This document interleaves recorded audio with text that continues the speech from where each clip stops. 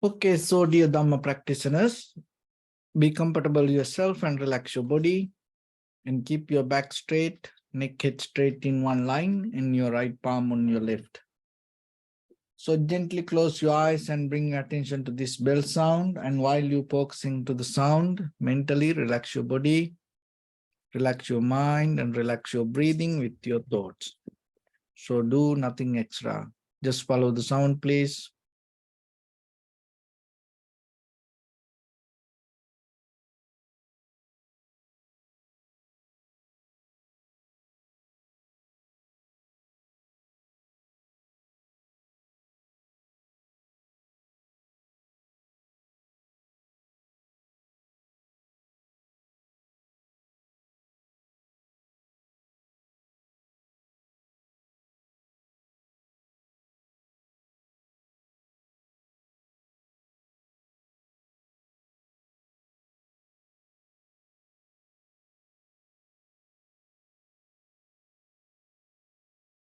Namo tassa bhagavato arahato samma sambuddhassa. Namo tassa bhagavato arahato samma sambuddhassa. Namo tassa bhagavato arahato samma sambuddhassa. Homage to the Blessed One, the Exalted One, the fully enlightened One. So, dear Dhamma practitioners, before we start our practice session, as usual, we'll take few minutes to understand ourselves, how this practice will help for us to develop our conventional life, and at the same time, how we can use this practice to develop, uplift our spiritual practice. So spiritual life and your physical life go hand to hand. So in the very first level, you have to work with your physical life. But at the same time that your physical life based with your mental qualities. So that mental qualities come out of the spiritual practice. So see that you have to develop your physical life. For that you have you need the mental condition. That mental condition based on the spiritual practice. So the most of time in basically in the conventional life, when you want to make a very sound decision, sometimes with this unsound world, with this unsound environment, it is very difficult for you to make a sound decision. And if your inner world unrest, if your inner world unsettled, if your inner world unsecure, if your inner world not comfortable, out of that kind of mindset, it is very difficult for you to build up kind of like a very material, physical, comfortable life. It always going to become unbalanced. And then what happens? When the storms hit, it's most of time hit to the base level, like for the material things, your physical environment. So then physically, if you destroy, if you become weaker, it's very difficult for you to spiritually become stronger. So that's why physically to be strong, you have to be mentally also strong. That means you have to spiritually become strong. So then the situations come to our life, we are more capable to handle it. Otherwise, when the situations come, most of time we collapse. Physically, mentally, spiritually, in every way we collapse. But that way, we can't keep moving like this, because the reason is once you collapse, your life not going to be like this.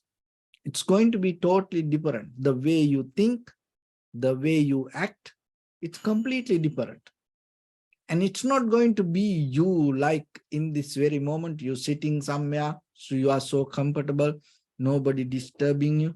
So in this very moment, that as you, that what you experience inside you not going to be there when the kind of like a tornadoes hit you,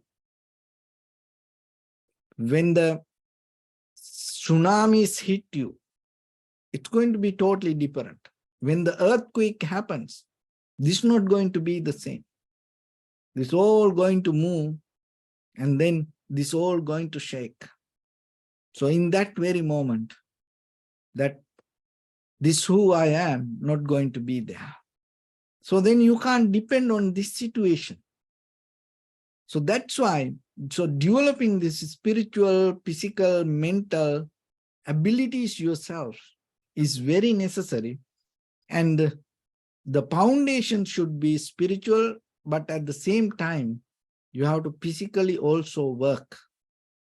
Because if you are physically become weaker, it's very difficult to handle in this conventional life. So little by little, step by step, that to bring that strength to yourself is your practice. It's not going to come because you pray. It's not going to come because of you believe. It's not going to come because of you hope, you trust it. No, it's come by practicing. So that's why to have a very clear mind, undisturbed mind, basic level, you have to practice it. So that practicing will build up momentum, step by step to move with it. So as you know, this our life itself, it's kind of like our eye, ear, nose, tongue, body, mind, always look for something. And sometimes, when you go to events or retreats, meeting, gathering, and in that agenda, the last one, most of time we see refreshment. So what is that? Refreshment. Once you interfere with something physically, mentally, spiritually, sometimes you become weak. You need strength. So refreshment is revitalizing yourself, rejuvenation yourself, gain some strength yourself. It's very necessary. So if you look very carefully, with our eye, ear, nose, tongue, body, mind, this refreshment, you always look through everything, every day. Why? Because when we interfere with this life itself, we lose most of energy. And then we gain that energy again and again, again and again. And it's sometimes that the eye deeply watching something, looking something, is gain the refreshment. An ear, sometimes hearing something, refreshment. Nose, refreshment, smelling something. Tongue, eating something, refresh. The body, associate with somebody.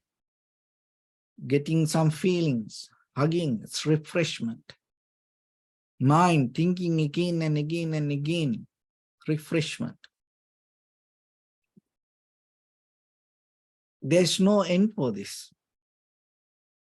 You revitalizing, you rejuvenation, get again and again. Why this keep going like this way? There is deeper inside you that incompleteness. You have a deeper current.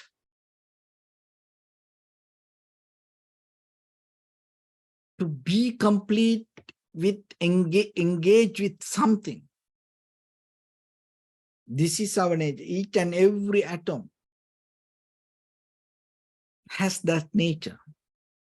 Look for another connection. Heart, lungs, liver, kidneys, brain, this everything. Always function, connecting to another thing. That's the human body. So you have to understand fundamentally this human nature. So it's always you need your hands from the birth. You want to hold something, grasping something. So otherwise you feel kind of like it's incomplete.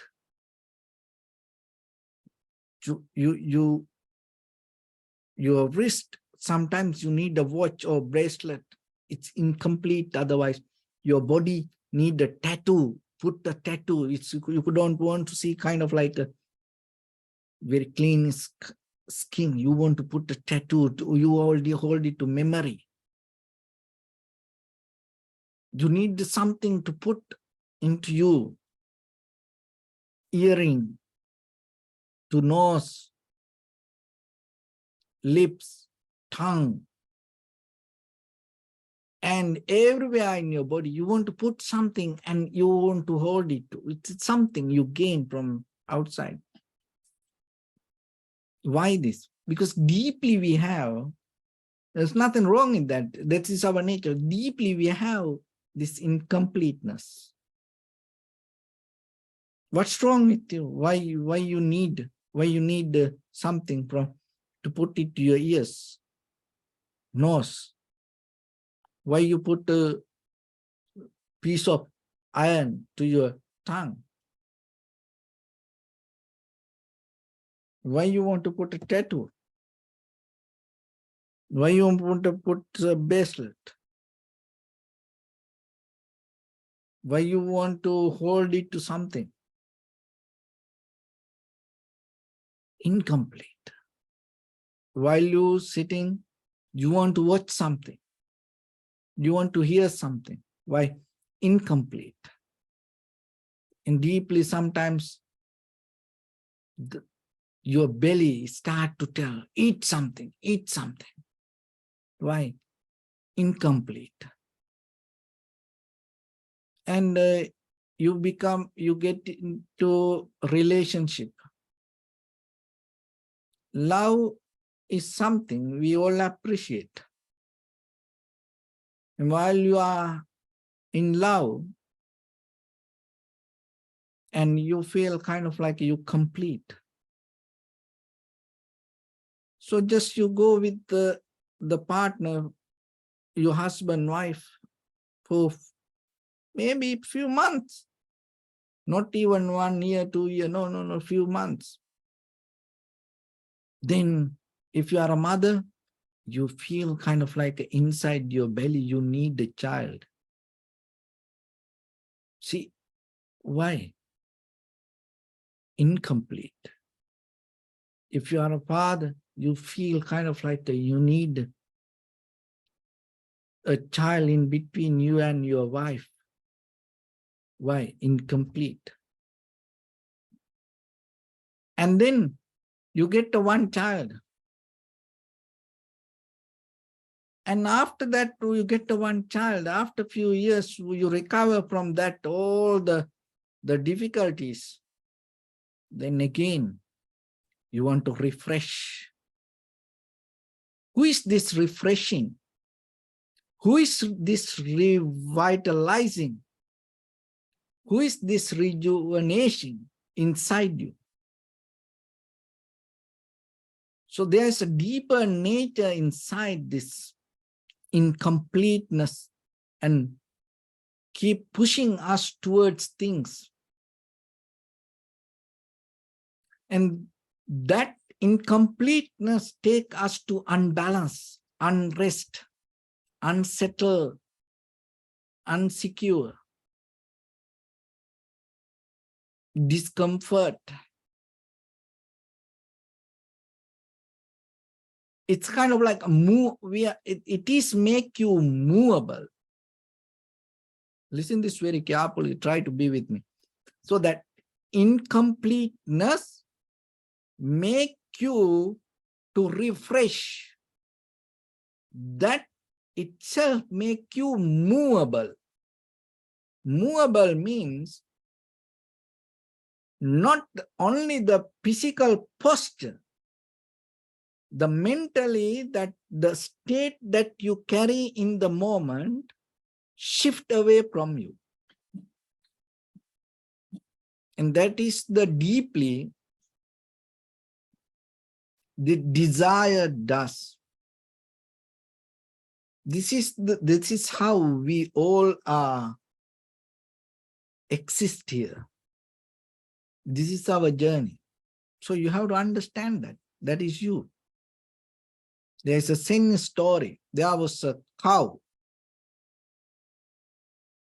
And this cow start to eat grass. And just around the house. And keep eating. And that grass finish. And it start to eat the next and next. And everything. So then all the grass is finished. And whatever come to it, it start to keep eating. And it is start to eat the gate, the fence, other trees, and the neighbors, and the house, the village, and everything eating this cow. And then you recognize you are inside this cow's body. So you are inside that cow's body. So you are the one who pushed this cow to eat this everything. So then how you get out of that cow? So that's the same story. And it's like a puzzle. Think about it later. How you going to get out of that cow? Because this cow keep eating everything. Because you are inside this cow's belly and that cow want to nourish you. So like that, we revitalizing this rejuvenation, refreshment with all the actions never has an end. So this incompleteness, again and again, go everywhere. So this movable nature take us to place, mind to mind, another mind. And that is kind of like create a unsteady lifestyle. So then just imagine when the life itself unsteady, how you can be steady there.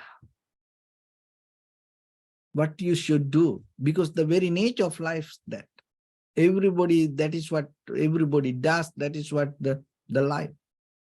So then how you can be steady? how you can settle down, how you can be solid, how you can feel kind of like a rest little bit, how you feel security inside you, how you can be firm. So there's a way. That is why you have to practice this, some kind of spiritual things in day-to-day life and be closer to that. Because otherwise,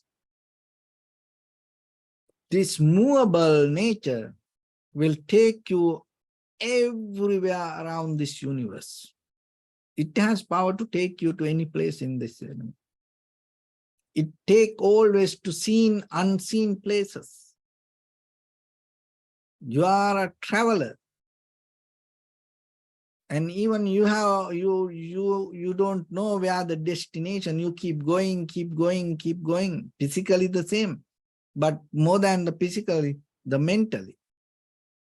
That's why in the Buddha mentioned in the Dhammapada, in that book, we see that about the very nature of the mind, Mano Pubbangama Dhamma, there is one verse there, Durangama Ekachara.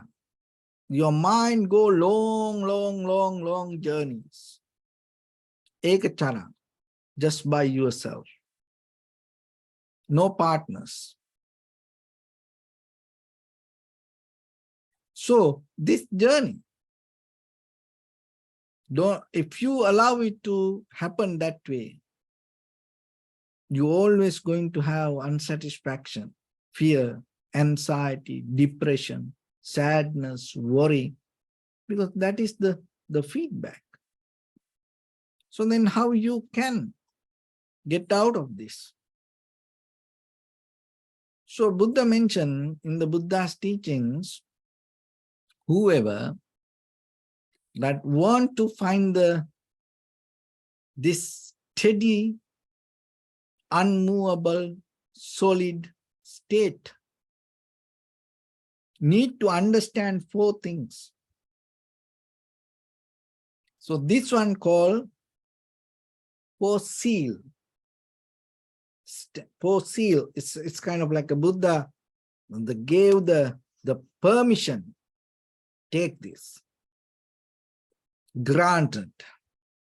Like once it seal, like a king. When the king seal some document, it approved. So like immigration, you have the visa and you give to immigration officer, and before you enter into the country, he look at it and ask question, and permission granted to enter to the country. Welcome.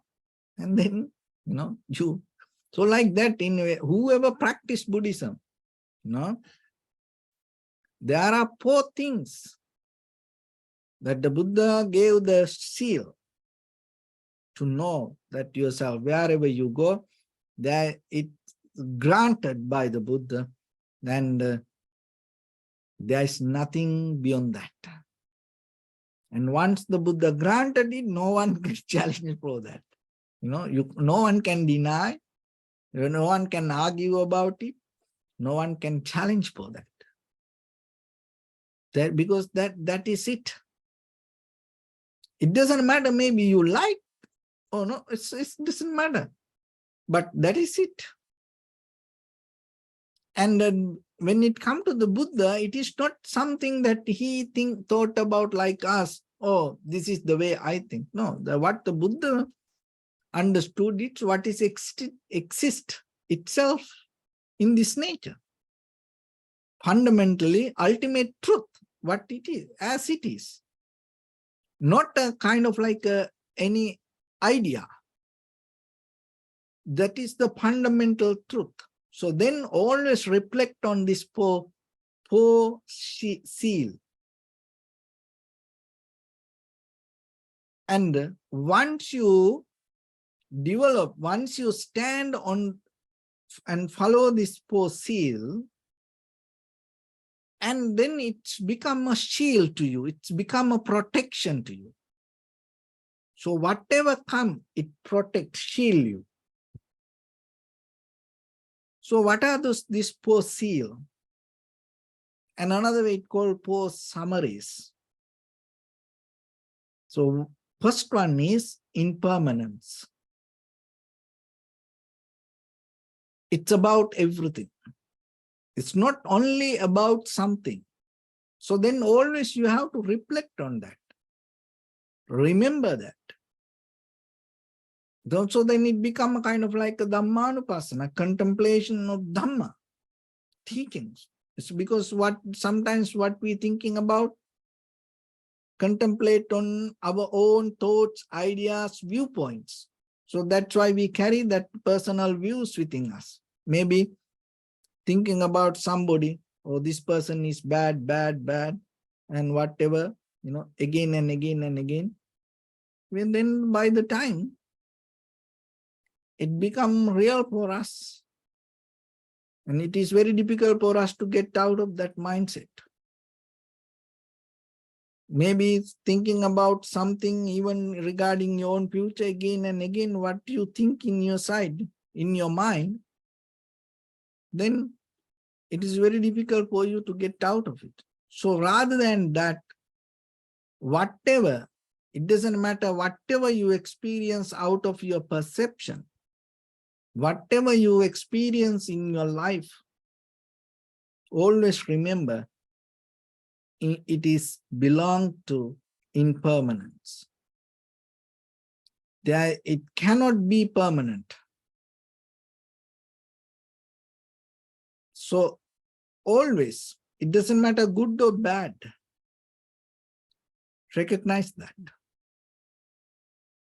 And the second one is suffering.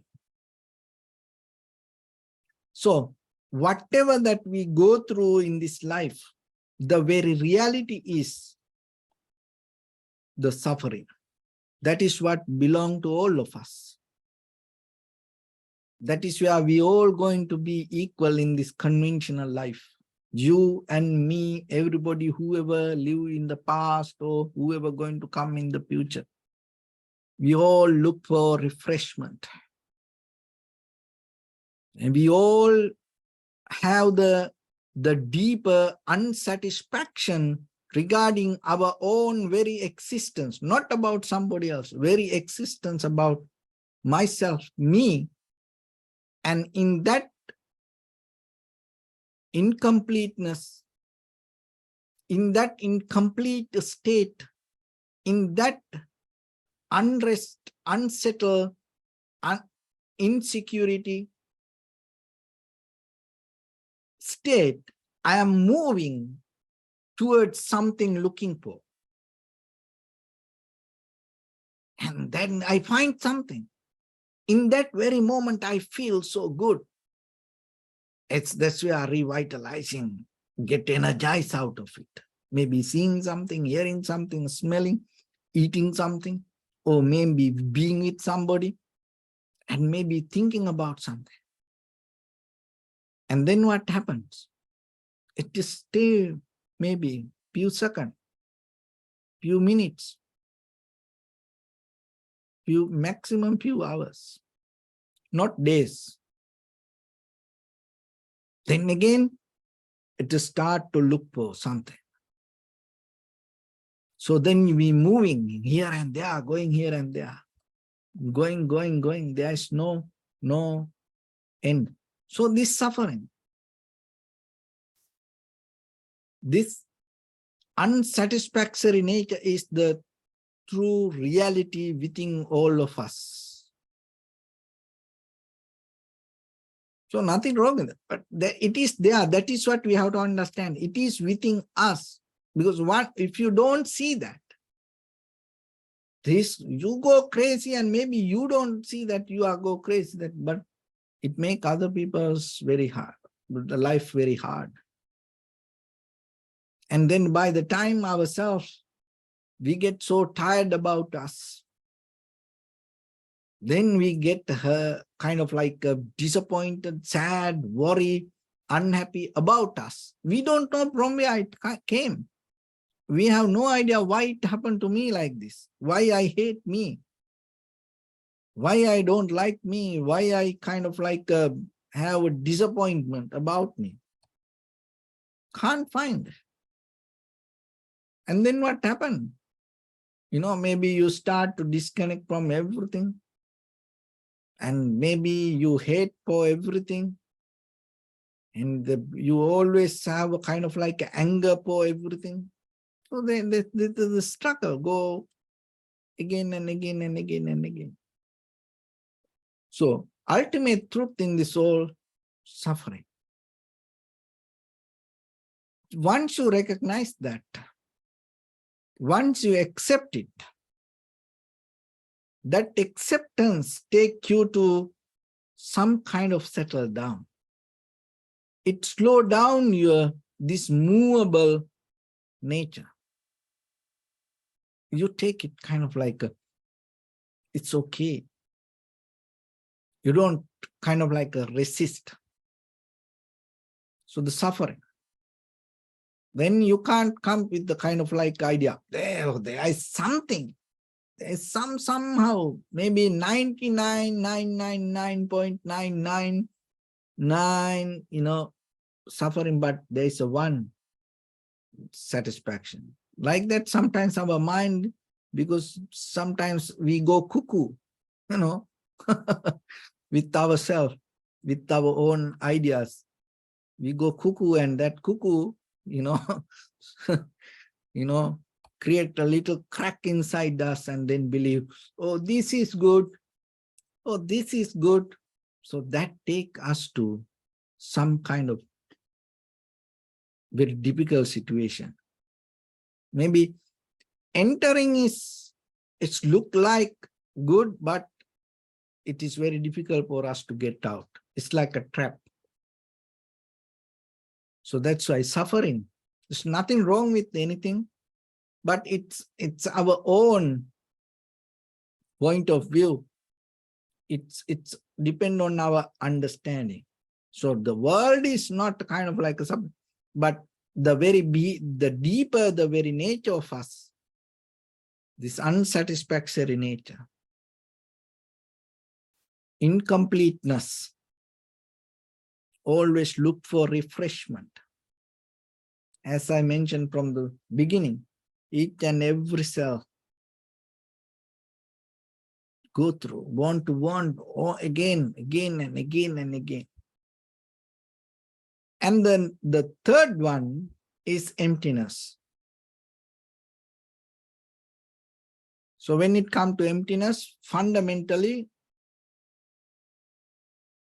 there are four things: heat, motion, liquidity, and hardness.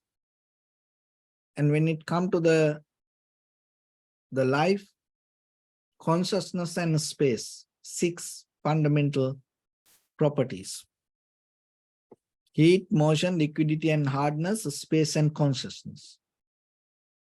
So then, out of that, everything arises.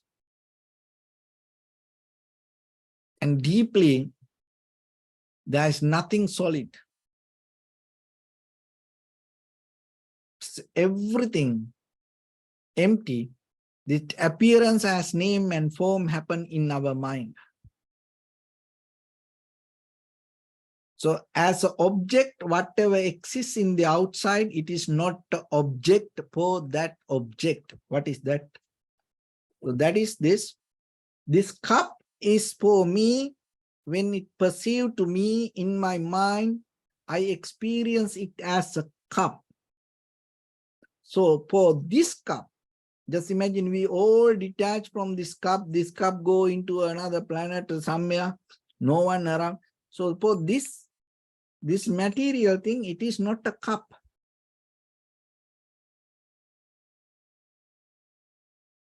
It's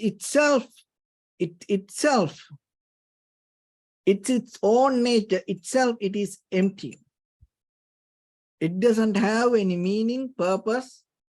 name, or color like that.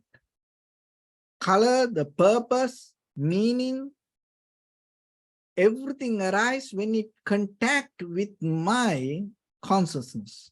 So it all arises in my consciousness, and that is where it become a cup to me. Otherwise, for this one, it is not a cup. So like that, this everything empty.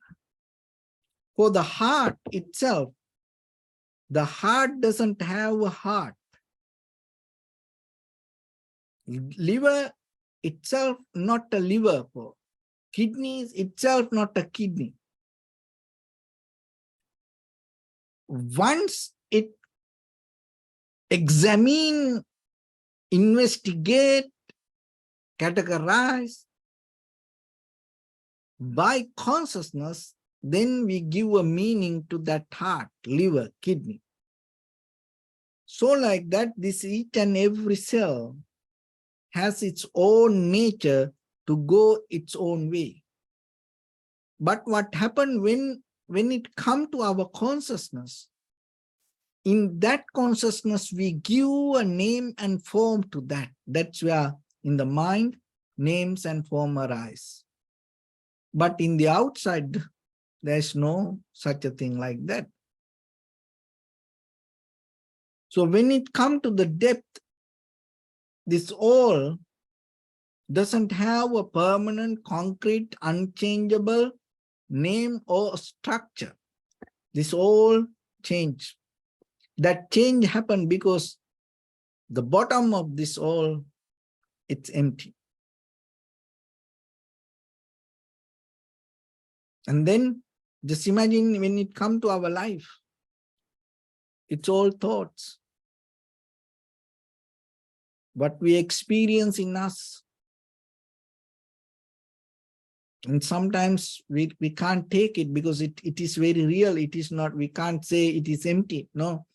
When people get hurt, it is very real for them. When things happen and it's very bad for them, and sometimes they can't handle their own thoughts. And it can destroy their own life. And we can't tell, oh, it is your head. It's very difficult to understand when you are in a kind of like a movable, that kind of like a unrest situation you can't understand. So that's why in this condition, you have to remember that, and you have to reflect on that and know it. In the depth of the soul, it is empty. So then that seal, that the permission regarding the Dharma, you accept it, and then it becomes a shield to you. It's going to protect you. Otherwise, sometimes it is very difficult for us. Whatever happens in our own mind, we can't see it. No one can help for that person. Day by day, we caught up in that illusion, thinking it is real, and then, but it is thought. It's empty. There's nothing inside, but we think it is real.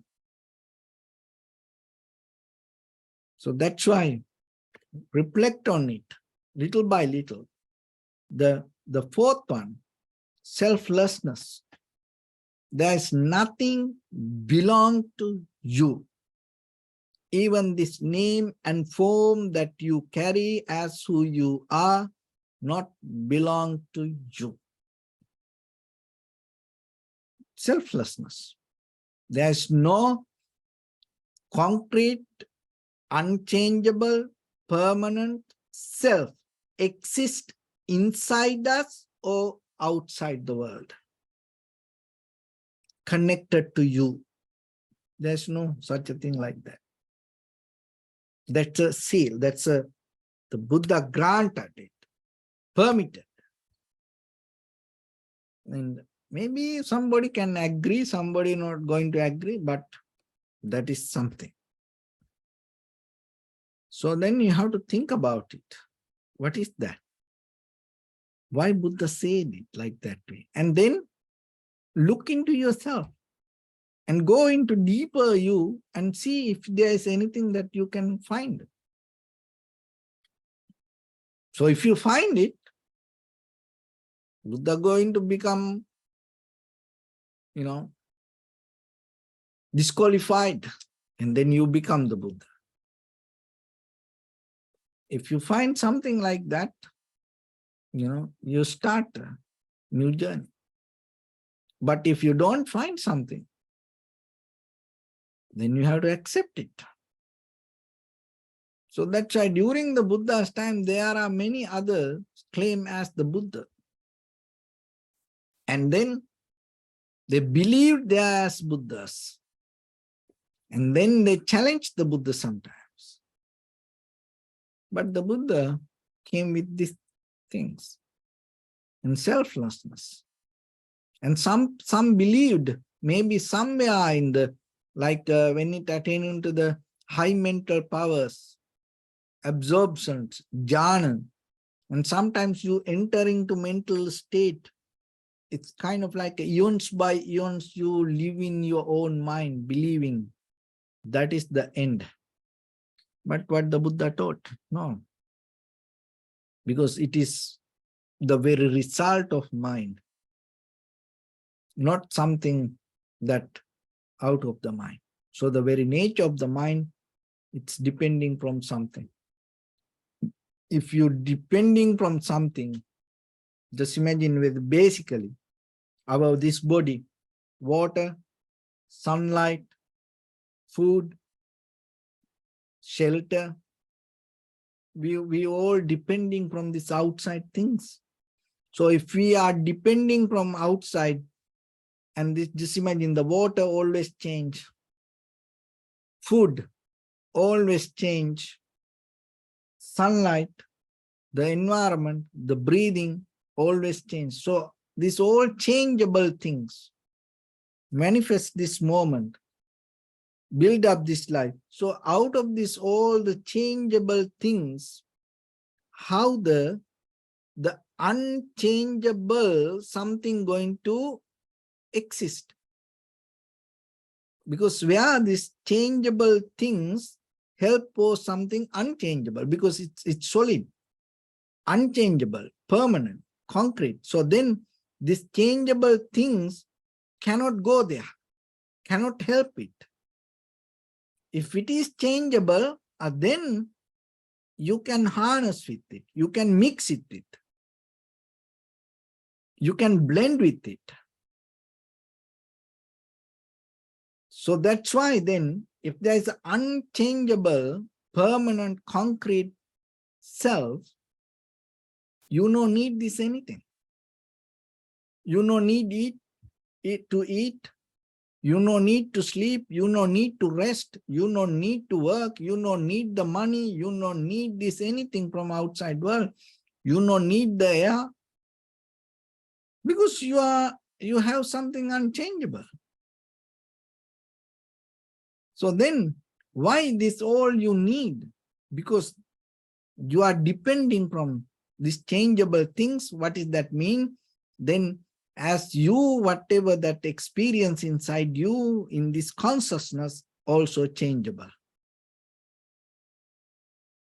So that's why this selflessness, you can see when you deeply observe. So these four things.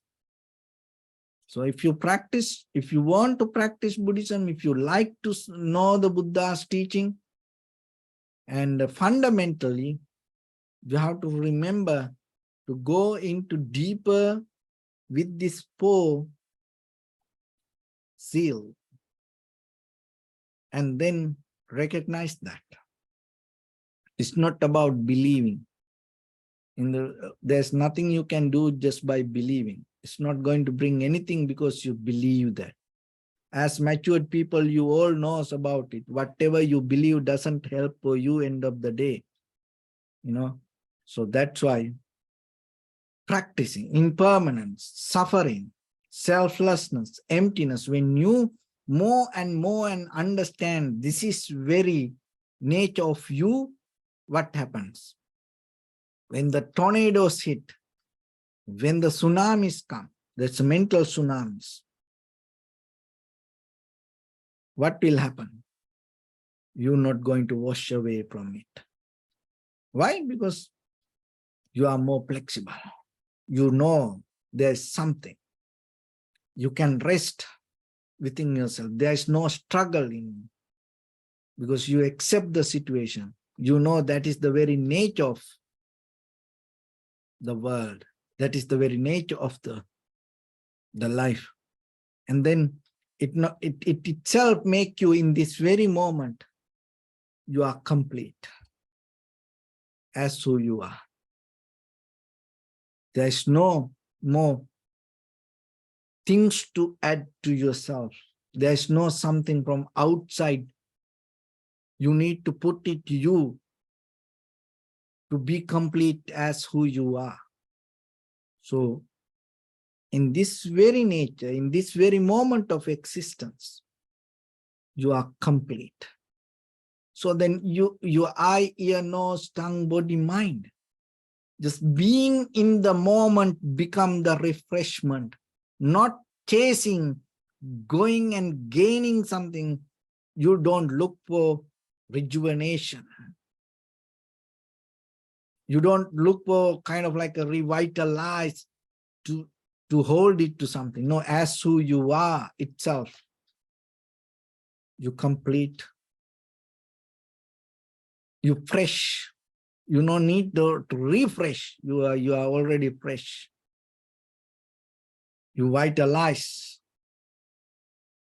You have the energy itself. That is the power of being in the moment, being in the, come to the present moment.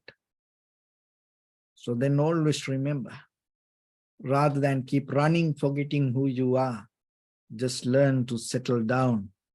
Be as who you are. Just be wherever and as who you are. Settle down for a moment and learn to accept it, learn to be with it, and develop that step by step, step by step. When the storm hit, physically, mentally, you are strong to handle that situation. So that is become your spiritual practice. So with that, let's get into practice a little bit now. So your right palm on your left and neck head straight in one line, and be comfortable with your posture. So scan head to toes yourself and say Swapatveva, or may I be well and happy 3 times.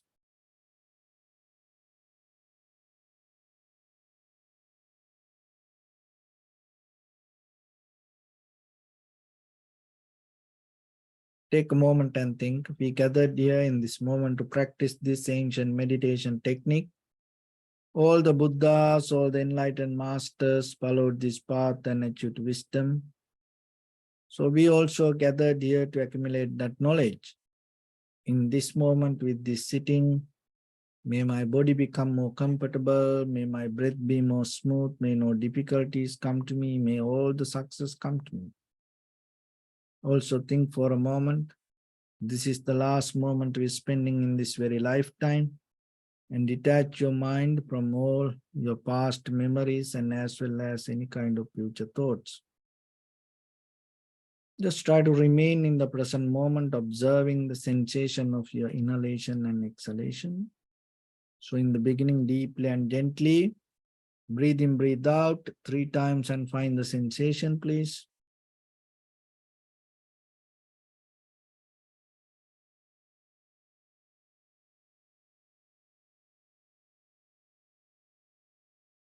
So settle down with the sensation of the breathing. If your mind move away, go away, bring it back again and again. Settle down with the sensation, do nothing extra.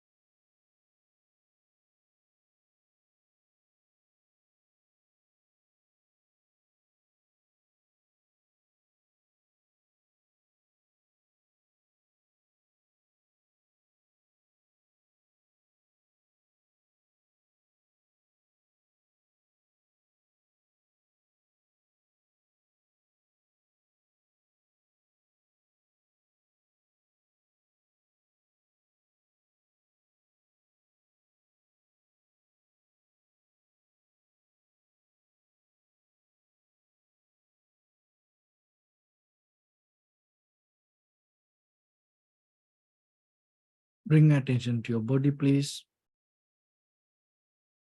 Observe your posture.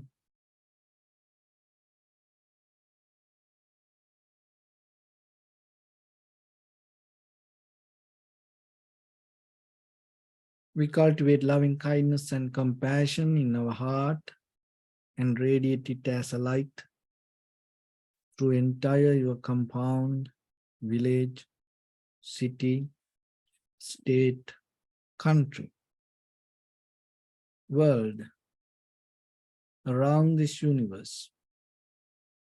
Also, as far as you can, through galaxies, other planets, the stars. Reminding yourself like this. With clear intention, mentally repeat after me. May all living beings in this universe be well and happy. May everyone be happy and safe. And may their hearts be filled with joy.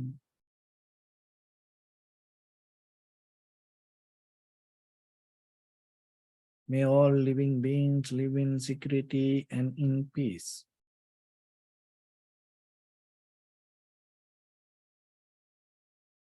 Beings who are frail or strong, tall or short, big or small, visible or not visible, near or far away, already born or yet to be born. May all of them dwell in perfect tranquility.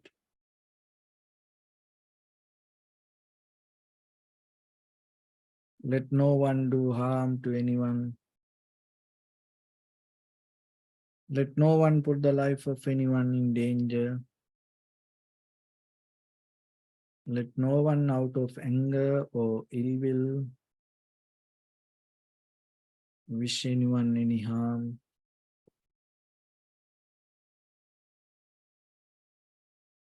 Expand the loving kindness and compassion beginning from your heart forward.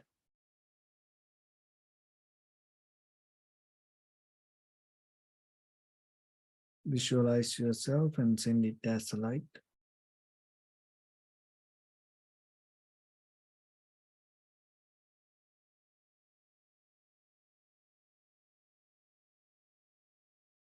Your backside,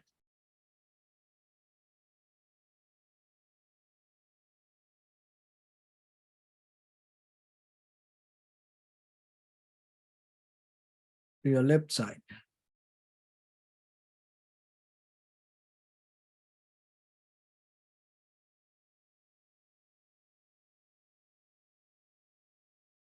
and to your right side.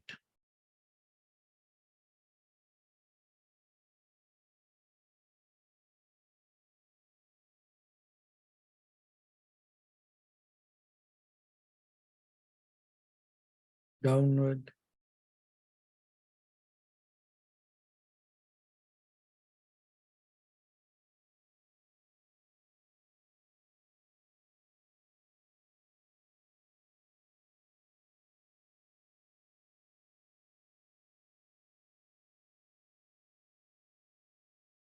and upward.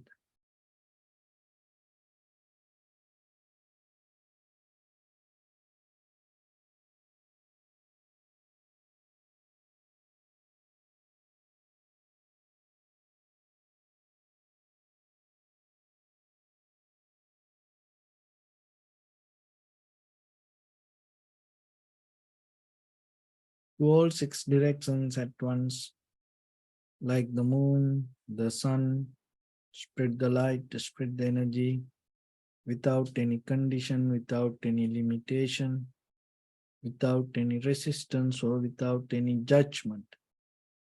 Let your heart to shine with the loving kindness and compassion from the bottom of it, with the maximum effort to the highest, wishing yourself May all living beings in this universe be well and happy.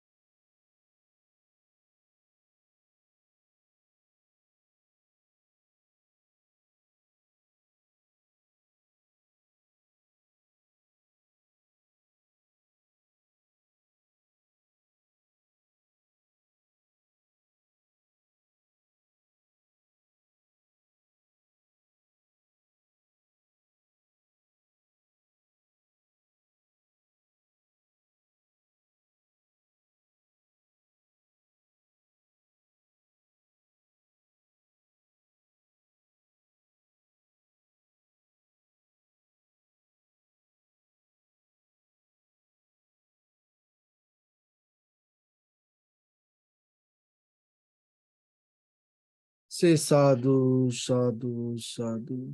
So first of all, we offer this practice to the great qualities of the Buddha, Dhamma, and the Sangha. Also, by the power of this meritorious deed, may all of us attain to the supreme bliss of Nibbana. May all your guardian angels and deities will receive these merits and increase their longevity and protect all of you from any kind of planetary influences or any ill effects. Ittavata chammi sampadam punya sampadam sabbe devanumodantu sabba sampatti siddhya sabbe bhutanumodantu sabba sampatti siddhya sabbe sattanumodantu sabba sampatti siddhya Imaya Dhamma Patipattiya Buddham Pujemi Dhammang Pujemi Sanghang Pujemi Addaya Imaya Patipattiya Jati Jara Vyadi Maranam Ha Paribunjisami Idhamme Punya Kammang Asavakkaya Vahang Hotu Sabba Dukkha Pamunchatu. Bless you.